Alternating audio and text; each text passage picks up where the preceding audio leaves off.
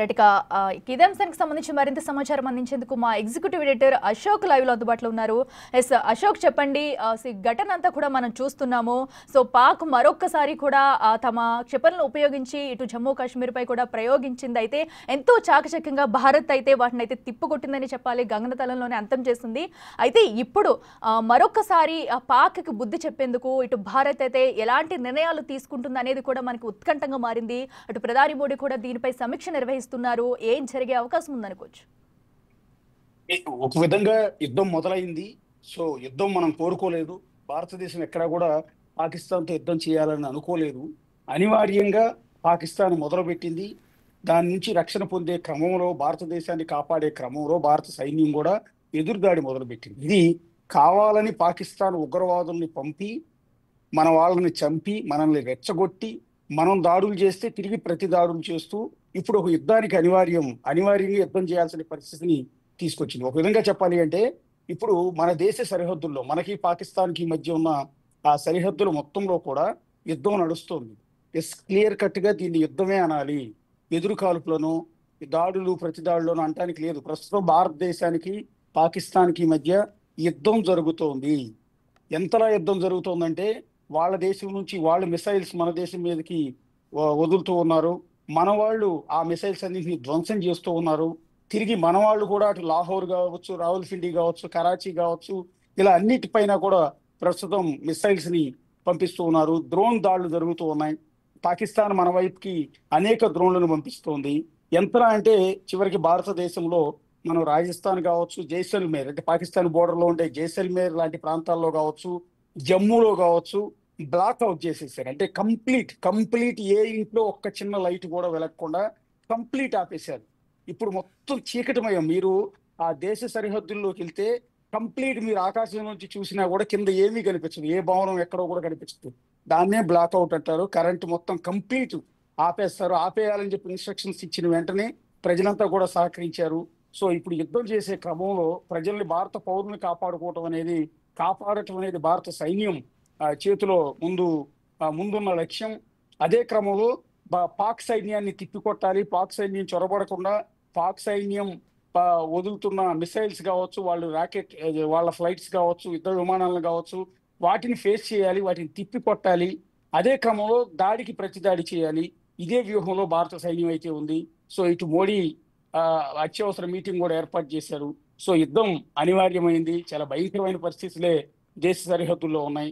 So 130 కోట్లకు పైగా ఉన్న భారత పౌరులు ఎవరు కూడా ఇవాళ రాత్రికి నిద్రపోతారని అనుకోవటం లేదు. ప్రశాంతంగా ఎవరు కూడా నిద్రపోరు. ఎందుకంటే దేశ సరిహద్దు దగ్గర మన దేశాన్ని కాపాడేందుకు, మనల్ని కాపాడేందుకు మన సైన్యం ప్రాణాలు అర్పిస్తూ ఇవాళ వాళ్ళు పోరాటం చేస్తూ ఉన్నారు.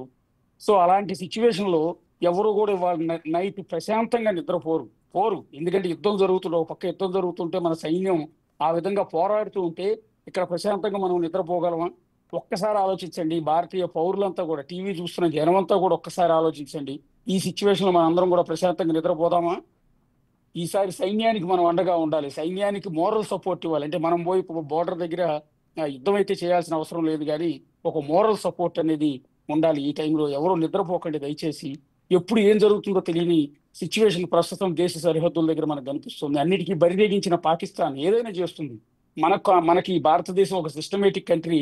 సో మనం ఏదైనా చేయాలి అంటే, విధ్వంసం చేయాలి అంటే పాకిస్తాన్ లో ఉన్న అనేక రాష్ట్రాలని మనం నాశనం చేసేయచ్చు, పూర్తిగా తుడిచిపెట్టేసేయచ్చు. మన దగ్గర అంత ఆధునిక వెపన్స్ ఉన్నాయి. మన దగ్గర అంత టెక్నాలజీ ఉంది మన దగ్గర. కానీ మనం అలాంటి దాడులు చేయటం లేదు. అక్కడ పాకిస్తాన్ సివిలియన్స్ ని కూడా మనం గౌరవిస్తున్నాం. పాకిస్తాన్ పౌరుల్ని మనం చంపాలని ఎక్కడ కూడా అనుకోవట్లేదు. పాకిస్తాన్ పౌరుల ఆస్తులను ధ్వంసం చేయాలని మనం అనుకోవట్లేదు. కేవలం ఉగ్రవాద నిర్మూలన మాత్రమే చేయాలనుకుంటుంది భారత సైన్యం. అందుకని పాకిస్తాన్ లో ఉన్న ఉగ్రవాద సంబంధించిన ఆవాసాలను మాత్రమే ధ్వంసం చేస్తోంది తప్ప ఎక్కడా కూడా సివిలియన్స్ ని ఇబ్బంది పెట్టట్లేదు. కానీ పాకిస్తాన్ తీరు అది కాదు.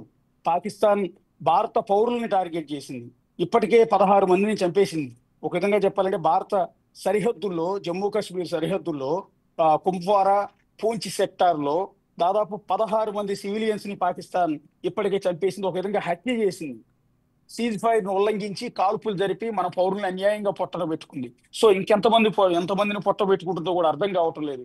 సిగ్గు లేకుండా పాకిస్తాన్ న్యూస్ ఛానల్స్ అన్ని మన మీద దాడి చేసి మన దగ్గరకు ఉగ్రవాదులను పంపి ఇప్పుడు పాకిస్తాన్ న్యూస్ ఛానల్స్ అన్ని కూడా భారతదేశానికి వ్యతిరేకంగా న్యూస్ టెలికాస్ట్ చేస్తున్నాయి. ప్రపంచం ముందు భారత్ని దోషిగా నిలబెట్టే ప్రయత్నాలు వాళ్ళు చేస్తూ ఉన్నారు. ప్రపంచం మొత్తం నుంచి సింపతిని ట్రై చేసే ప్రయత్నం చేస్తోంది పాకిస్తాన్. కానీ అసలు వాస్తవం ఏంటి?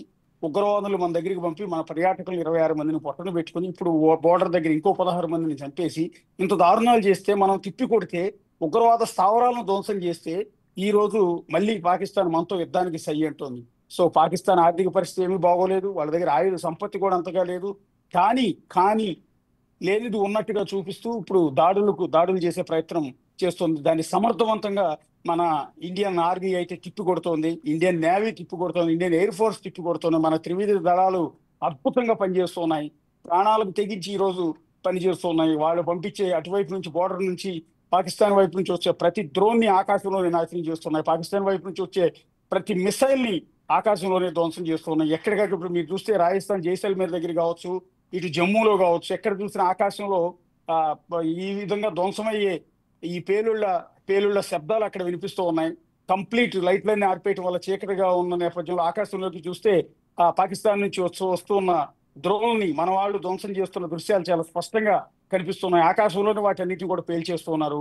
ఇప్పటి వరకు ఒక్క డ్రోన్ కానీ, ఒక్క మిసైల్ కానీ భారత పౌరులను ఎక్కడా కూడా తాకలేదు. ప్రస్తుతం అయితే సాయంత్రం 7 గంటల తర్వాత నుంచి ఈ ఆపరేషన్ ని పాకిస్తాన్ ప్రారంభించినట్టుగా ఇప్పటి వరకు అయితే తెలుస్తోంది. 3 ఫ్లైట్లని, 3 యుద్ధ విమానాలని, పాకిస్తాన్ కి సంబంధించిన 3 యుద్ధ విమానాలని భారత్ కూల్చివేసింది అని కొంత ప్రచారం అయితే జరుగుతోంది. సో యుద్ధ బ్లాక్అవుట్ ఉన్న నేపథ్యంలో ఆ విమానాలు ఎక్కడ పడిపోయాయి, ఒకవేళ కూలిస్తే ఎక్కడ పడ్డాయి అనేది రేపు పొద్దురికి కానీ మన క్లారిటీ వచ్చే అవకాశం లేదు. ఎందుకంటే జైసల్మేర్ కానీ, జమ్మూ కానీ కంప్లీట్ బ్లాక్అవుట్ ఉండటం వల్ల పూర్తిగా చీకటి ఉంది. ఒకవేళ పాకిస్తాన్ యుద్ధ విమానాలను మనం కూల్చినా కూడా ఆ యుద్ధ విమానాలు ఎక్కడ పడ్డాయో కూడా మనకు తెలియదు ఇప్పుడు ఈ చీకట్లో. సో ఇదంతా కూడా రేపు ఉదయంలో తెల్లారిన తర్వాత కానీ ఇవన్నీ మనకు బయటకు వచ్చే అవకాశం అయితే ప్రస్తుతానికి లేదు. మన దగ్గర అయితే అత్యాధునికమైన టెక్నాలజీ ఉంది, అది కూడా ఇజ్రాయెల్ టెక్నాలజీ మనం వాడుతున్నాం. యాంటీ డ్రోన్ సిస్టమ్ మనం వాడుతున్నాం. ఇజ్రాయెల్ టీం మన కోసం సహాయ కార్యకలాపాలన్నీ కూడా అందిస్తోంది. ఇటీవలే ఇజ్రాయెల్ బృందం కూడా మన ఢిల్లీ వచ్చి వెళ్ళింది. మొత్తం యాంటీ డ్రోన్ సిస్టమ్ వాళ్ళ ఇజ్రాయెల్లో కనుక హమాస్ వాళ్ళు ఇజ్రాయెల్ మీద దాడి చేసినప్పుడు వాటన్నిటి ఏ విధంగా అయితే యాంటీ డ్రోన్ సిస్టమ్ తో వాళ్ళు కాపాడుకోకున్నారో, ఎట్లయితే అడ్డుకోగలిగారో, అదే విధంగా భారతదేశం కూడా పాకిస్తాన్ నుంచి పంపించే ఆ డ్రోన్ల మొత్తాన్ని కూడా గాలిలోనే, అంటే ఆకాశంలోనే అడ్డుకునే విధంగా యాంటీ డ్రోన్ సిస్టమ్ ని అత్యద్భుతంగా మనం బిల్డ్ చేసుకోగలిగాం. సో మన దగ్గర ఆయుధ సంపత్తి ఉంది, దేశం కోసం ప్రాణాలు అర్పించే సైనికులు ఉన్నారు. అన్నిటికన్నా కూడా మించి టెక్నాలజీ, అద్భుతమైన టెక్నాలజీ. ఏ విషయంలో కూడా భారతదేశంతో పాకిస్తాన్ సరిపోయే అవకాశం లేదు. ప్రస్తుతం మోడీ ఇప్పుడు కూడా త్రివిధ దళాల అధిపతులతో మీటింగ్ ఏర్పాటు చేసుకున్నారు. ఇప్పటికే మోడీ క్లియర్ కట్ గా చెప్పేస్తున్నారు, మీకు ఫుల్ ఫ్రీడమ్ తీసుకోండి, మీరు యుద్ధానికి సంబంధించి ఏదైనా సరే మీరు చేయండి అని త్రివిధ దళాలకి, అంటే నేవీకి, ఎయిర్ ఫోర్స్ కి, ఆర్మీకి ఆయన వాళ్ళకే ఇచ్చేశారు, ఫ్రీడమ్ ఇచ్చారు. ఈ నేపథ్యంలో ఇప్పుడు సమావేశం తర్వాత ఏం తీసుకుంటారు అనేది, ఏ నిర్ణయం తీసుకుంటారు. ఇప్పటి వరకు పాకిస్తాన్ నుంచి వస్తున్న మిసైల్స్ అడ్డుకోవడం, డ్రోన్లను అడ్డుకోవడం చేస్తున్నాం కాదు. ఇక ఏకదాటిగా మనం కూడా యుద్ధం మొదలు పెడదామా? డైరెక్ట్ గానే మన వాఘా సరిహద్దు నుంచి లాహోర్ అంతా కలిపి 15-20 కిలోమీటర్ల దూరంలో ఉంటుంది. లాహోర్ని నాశనం చేయడం పెద్ద ఇష్యూ కాదు మనకి, ఎందుకంటే మొన్న బావల్పూర్ దగ్గర ఉన్న ఉగ్రవాద స్థావరాన్ని కొట్టగలిగాం మన గడ్డ మీద నుంచి. అలాంటి మన రాఫెల్స్ దూసుకుపోతే, మనం బ్రహ్మోస్ని ప్రయోగిస్తే పాకిస్తాన్ ఏమవుతుందో ఊహించినంత భయంకరంగా ఉంది. పాకిస్తాన్కి సంబంధించి ఇప్పుడే కొన్ని తప్పుడు కోతలు పూశారు, అనుభవం ప్రయోగిస్తామని, ఇట్లాంటి ఒక దుర్మార్గమైన కొన్ని కామెంట్స్ కూడా చేసిన పరిస్థితులు ఉన్నాయి. అదే కనుక జరిగితే 3వ ప్రపంచ యుద్ధం వచ్చే అవకాశం ఉంటుంది. సో అంతవరకు తీసుకెళ్లకుండా అమెరికా ఏమైనా జోక్యం చేసుకుని ఈ యుద్ధాన్ని ఆపగలిగే ప్రయత్నం ఏమైనా చేస్తుందా లేదా అని చూడాల్సి ఉంటుంది. కొద్దిసేపటి క్రితం అమెరికాకి సంబంధించిన కొన్ని స్టేట్మెంట్స్ కూడా మనకు కనిపిస్తూ ఉన్నాయి. యుద్ధం వద్దు, ఇద్దరు కూడా సంయమనం పాటించండి అని ఎవరో అమెరికా నుంచి ఒక స్టేట్మెంట్ అయితే సిఫారసినట్టున్నారు. అంతేగాని ట్రంప్ కానీ, పుతిన్ కానీ ఇలాంటి దేశాధ్యక్షులు కనుక జోక్యం చేసుకుని ఇండియా పాకిస్తాన్ వార్ని ప్రస్తుతానికి ఆపించే సత్తా వాళ్ళకు మాత్రమే ఉంది. సో 2 దేశాలకు కూడా సర్ది చెప్పాల్సిన బాధ్యత ఆయా దేశాల మీద ఉంది. మరి ఏం చేస్తారు ఏంటనేది అయితే ఇంకా చూడాల్సి ఉంటుంది. అయితే అశోక్ మనం చూస్తున్నాము అటు యుద్ధాన్ని అటు ఈ రెండు దేశాలు కూడా సమన్వయంగా ఉండాలని ఇప్పటికే సూచనలు వస్తున్నా కూడా మరో పక్కన ఇండియా కూడా జస్ట్ అటు ఉగ్రవాదుల్ని మాత్రమే అటు అంతం చేయాలనే నేపథ్యంలో ఉంది. అయితే పాకిస్తాన్ మాత్రం ఇంకా కవ్వింపు చర్యలకు పాల్పడుతూ ఎక్కడా వెనకడుగు వేయబోమంటూ కూడా తమ ఒక్కరిబుద్ధిని ఇంకా చూపించుకుంటూ ముందుకెళ్తుంది. అసలు ఎవరిని వెనకాల పెట్టుకుని ఇదంతా చేస్తుంది? ఎందుకంటే అటు టెక్నాలజీ కూడా అక్కడ పాకిస్తాన్కి అంత లేదు, సంఖ్యాబలం కూడా లేదనే చెప్పుకోవాలి. అటు ఆర్మీ నుంచి కూడా ఇన్ని లేకపోయినా కూడా ఎందుకు ఇంకా కవ్వింపు చర్యలకు పాల్పడుతుంది అనుకోవచ్చు? అడ్మినిస్ట్రేషన్ సరిగా లేకపోవడం, ఇది వెనక ఎవరో ఉన్నారు, చైనా సపోర్ట్ ఉంది, ఇదంతా ఏంటంటే ఆ వేక్ అలిగేషన్స్ మాత్రమే. దానికి సంబంధించిన ఎవిడెన్స్ పాకిస్తాన్కి చైనా సహాయ సహకారాలు అందిస్తుందన్నమాట వాస్తవమే, కానీ యుద్ధం చేయమని భారత్ మీదకి దూసుకెళ్ళమని చైనా ప్రోత్సహిస్తుందని ఎవరు కూడా అనుకోరు. ప్రస్తుతం ఉన్న తరుణంలో ఏ దేశం కూడా యుద్ధాన్ని కోరుకోదు.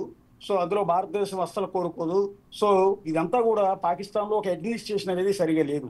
ఆ పాకిస్తాన్ అడ్మినిస్ట్రేషన్ అంతా కూడా, దేశ పరిపాలన అంతా కూడా తీవ్రవాదుల చేతుల్లో ఉంది. తీవ్రవాదులు ఏం చెప్తే అదే దేశ అధ్యక్షుడైనా ప్రధానమంత్రి అయినా చేయాల్సి ఉంటుంది. సో ఒక సిస్టమ్ అంటూ ఏది ఉండదు. భారతదేశం మాదిరిగా ఒక డెమోక్రసీ అంటూ కూడా ఏమి ఉండదు. ప్రధానమంత్రి నామకే వాస్తేగా ఉంటాడు. తీవ్రవాదులు ఏం చెప్తే అది చేయాల్సిందే. ఇప్పుడు లేకపోతే ఎక్కడో పెహల్గాంలో వచ్చిన టూరిస్టులు, అమాయకపు టూరిస్టులపైకి ఉగ్రవాదులను పంపి కాల్చి చంపమని ఎవరు చెప్పారు? సరే అలా కాల్చారు. కాల్చిన తర్వాత పాకిస్తాన్ ఏం చేసింది? భారతదేశం ఏం చేసింది? ఇమ్మీడియట్ గా పాకిస్తాన్లో ఉన్న ఉగ్రవాద స్థావరాలు ఏవైతే ఉన్నాయో వాటిని ఐడెంటిఫై చేసి వాటన్నిటిని కూడా ధ్వంసం చేసేసింది. ఇదే కదా, దాన్ని ఎంకరేజ్ చేయాలి కదా పాకిస్తాన్. ఎస్, మేము చేయలేని పని మీరన్నా చేశారు అని. అలా చేయకుండా అదే పాకిస్తాన్ మన దాడిలో, భారతదేశం దాడిలో చచ్చిన ఆ టెర్రరిస్టుల అంత్యక్రియలకి పాకిస్తాన్ ప్రభుత్వానికి సంబంధించిన మంత్రులు వెళ్ళారు. ఐఎస్ఐ వాళ్ళు అటెండ్ అయ్యి దగ్గరుండి అంత్యక్రియలు నిర్వహించారు. అంటే ఆ ఉగ్రవాదాన్ని పెంచి పోషిస్తున్నది మేమే, ఉగ్రవాదుల చేతిలో కీలుబొమ్మ మేమే అన్న సైన్ని ప్రపంచానికి పాకిస్తాన్ ప్రభుత్వం ఇచ్చింది. సో ఇప్పుడు ఈ యుద్ధాన్ని కావాలని స్టార్ట్ చేసింది వాళ్లే, దెబ్బతినేది కూడా వాళ్లే.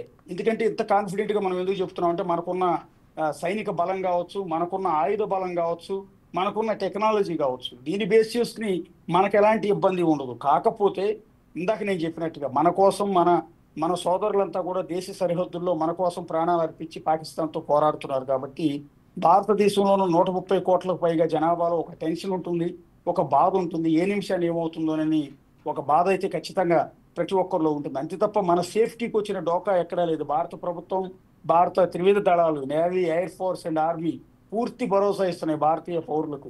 మీకు ఎలాంటి మీ ఒక్కరి ప్రాణాలు కూడా మేము పోగొట్టమని వాళ్ళు పూర్తి స్థాయి భరోసా ఇస్తున్నారు. 16 మంది మాత్రం ఆ బోర్డర్ దగ్గర చనిపోయారు. అప్పటికి పూర్తిగా అలర్ట్ లేకపోవటం, కాల్పులు విరమడం ఒప్పందాన్ని ఉల్లంఘించి పాకిస్తాన్ కాల్పులు జరుపుతుందని ఎవరు కూడా ఎక్స్పెక్ట్ చేయకపోవటం వల్ల దేశ సరిహద్దులు అంటే జమ్మూ కాశ్మీర్ సరిహద్దుల్లో 16 మంది పౌరుల్ని మనం కోల్పోవాల్సి వచ్చింది. ఇకపైన ఒక్క ప్రాణం కూడా పోకుండా త్రివిధ దళాలు మనకు భరోసా ఇస్తూ ఉన్నాయి. ఎవరు కూడా టెన్షన్ పడాల్సిన అవసరం లేదు.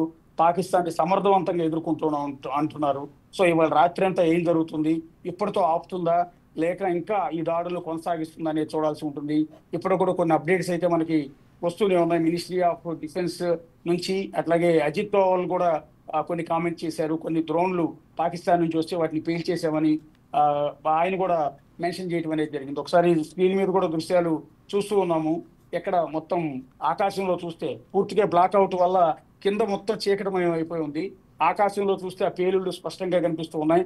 వాళ్ళ నుంచి వస్తున్న డ్రోన్లని మన యాంటీ డ్రోన్ సిస్టమ్ ద్వారా మన వాళ్ళు వాటిని పేల్చివేస్తున్న దృశ్యాలు, పాకిస్తాన్ వైపు నుంచి మన వైపుకు దూసుకొస్తున్న మిస్సైళ్లు, ఆ మిస్సైళ్లను మన వాళ్ళు పేల్చేస్తున్న దృశ్యాలు, ఇవన్నీ మీరు ఇజ్రాయిల్ హమాస్ మధ్య, పాలస్తీనా ఇజ్రాయిల్ మధ్య యుద్ధం జరిగిన సందర్భంలో ఆ మధ్య కాలంలో ఇలాంటి దృశ్యాలు చూసాం. మళ్ళీ ఇప్పుడు భారత్ పాకిస్తాన్ మధ్య ఈ దృశ్యాలను చూస్తూ ఉన్నాం. అత్యంత బాధాకరమైన దృశ్యాలు. ఇవి మనం కోరుకోలేదు, యుద్ధం అనేది మనం కోరుకోలేదు, అనివార్యంగా వచ్చింది. యుద్ధం చేయాల్సి వస్తోంది. ప్రస్తుతం యుద్ధ వాతావరణం కాదు, యుద్ధమే నడుస్తోంది ప్రస్తుతం. ఈ యుద్ధంలో భారత్దే అల్టిమేట్ గా పై చేయి ఉంటుంది. ఈ టైంలో ప్రతి ఒక్క సైనికుడికి ముందు మనందరం కూడా సెల్యూట్ కొట్టాలి. అదే క్రమంలో మనందరం కూడా ఒక మోరల్ సపోర్ట్ ఇవ్వాలి. ఎవరూ నిద్రపోకండి వాళ్ళ రాత్రి. దయచేసి భారత పౌరులు ఎవరు కూడా నిద్రపోవద్దు. టీవీ చూస్తున్న ఏ ఒక్కరూ నిద్రపోవద్దు. ఒక్కసారి చూడండి మన సైన్యం ఏం చేస్తుంది, పాకిస్తాన్ ఏం చేస్తుంది, ఏంటి అనేది మనం ఒకసారి చూడాల్సి ఉంటుంది. మరి కాసేపట్లో మోడీ త్రివిధ దళాల అధిపతులతో సమావేశం అయ్యారు కాబట్టి ఏం డెసిషన్ తీసుకుంటారు, ఏం ప్రకటిస్తారు అనేది మరి కాసేపట్లో చూద్దాం. Okay, right Ashok.